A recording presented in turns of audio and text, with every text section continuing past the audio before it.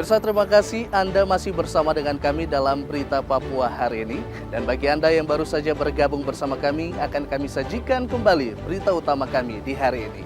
Berikut cuplikannya.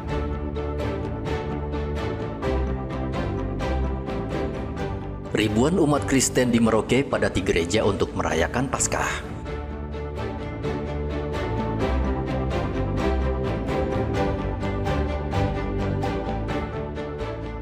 10 hari melakukan pencarian jenazah pendulang emas ilegal, aparat gabungan Polri dan TNI menghentikan operasi di Kabupaten Yahukimo.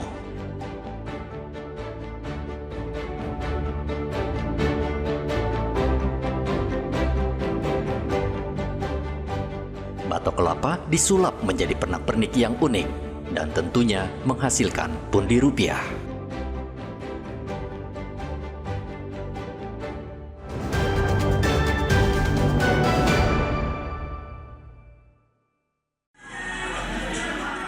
Ratusan calon jemaah haji di Merauke mengikuti manasik haji di Aula Kantor Kemenak Merauke pada hari Minggu.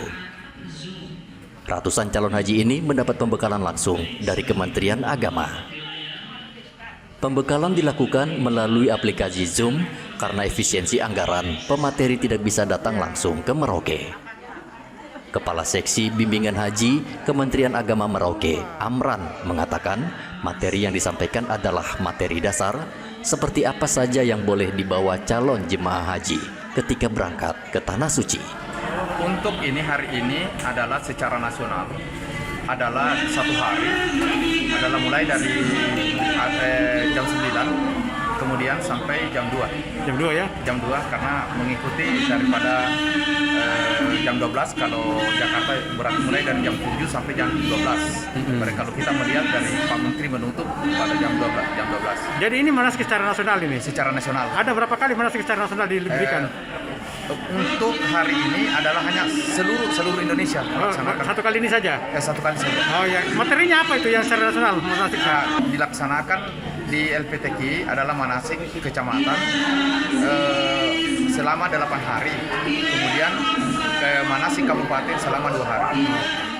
138 calon jemaah haji asal Merauke dijadwalkan akan berangkat ke Tanah Suci melalui embarkasi Makassar pada 2 Mei 2025. Muhammad Ridwan melaporkan dari Merauke, Papua Selatan.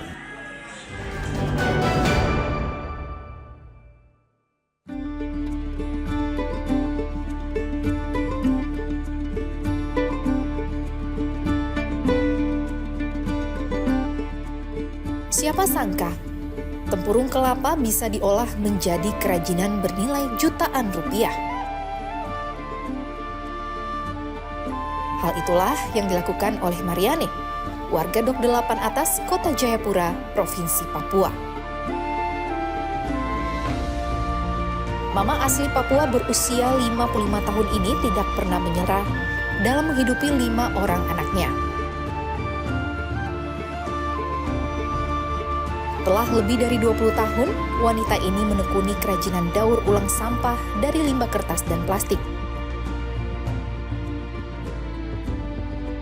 Namun karena daur ulang sampah sudah banyak yang menekuni, akhirnya 5 tahun lalu, Mariane memutuskan membuat souvenir khas Papua dari bahan batok atau tempurung kelapa.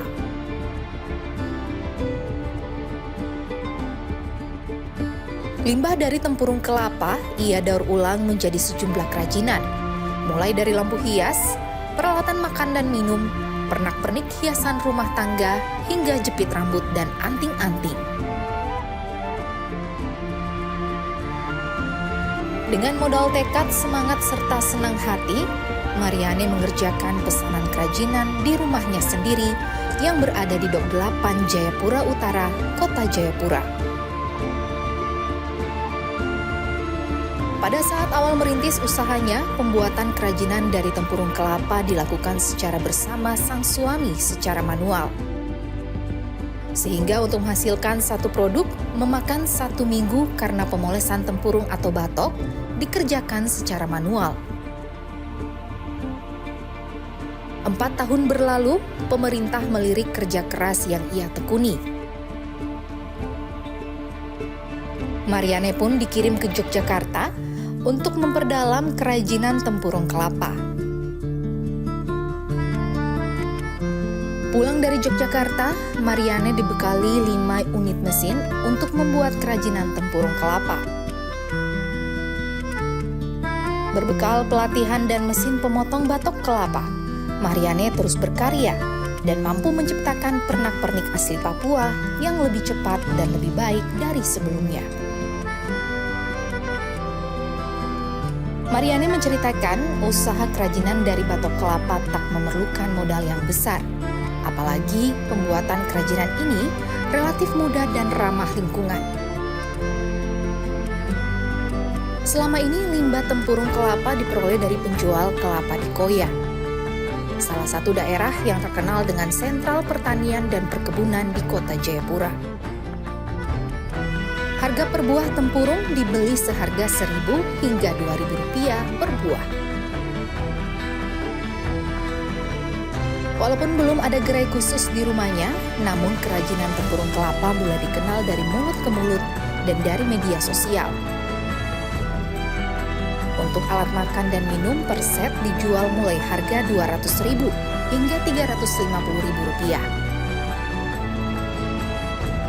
Sementara lampu hias dijual seharga Rp1 juta hingga Rp2 juta tergantung besar dan kecilnya lampu hias.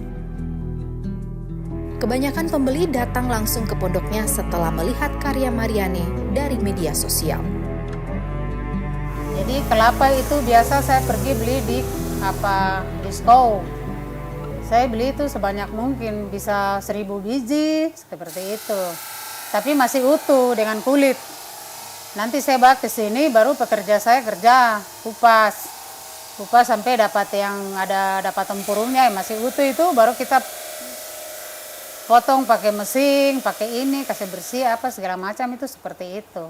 Apa yang sudah jadi itu saya jual dulu. Saya jual lewat online. Lewat online ada orang pesan, saya jual, baru saya beli seperti lem-lem atau kertas pasir seperti begitu. Dia tidak laku setiap hari, tapi per minggu begitu, per minggu sampai bulan. Biasa itu dari hotel yang pesan dari perhotelan itu seperti pohon-pohon kelapa kecil-kecil, mungkin dorang mau taruh di atas dorang, hiasan-hiasan kayak begitu. Suami Mariane melihat sosok istrinya sebagai perempuan yang tangguh, gigih berjuang dan tak pernah putus asa. Ia berharap sang istri mendapatkan perhatian dari pemerintah seperti diberi pelatihan untuk menambah ilmu. Kalau mama tuh di rumah tuh dia selalu perhatikan dia punya galeri nih. Masih pagi lagi dia sudah tanam bunga. Dia sudah sapu-sapu galeri terus dia tata-tata dia punya bunga-bunga.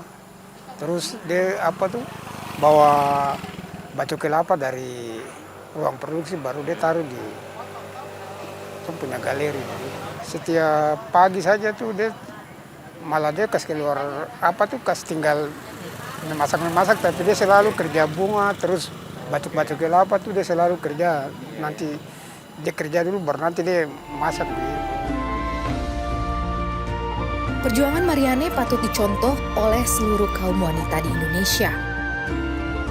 Tanpa lelah, Mariane terus bekerja menghasilkan keuntungan bagi kelangsungan hidup keluarga dan menyekolahkan kelima anaknya.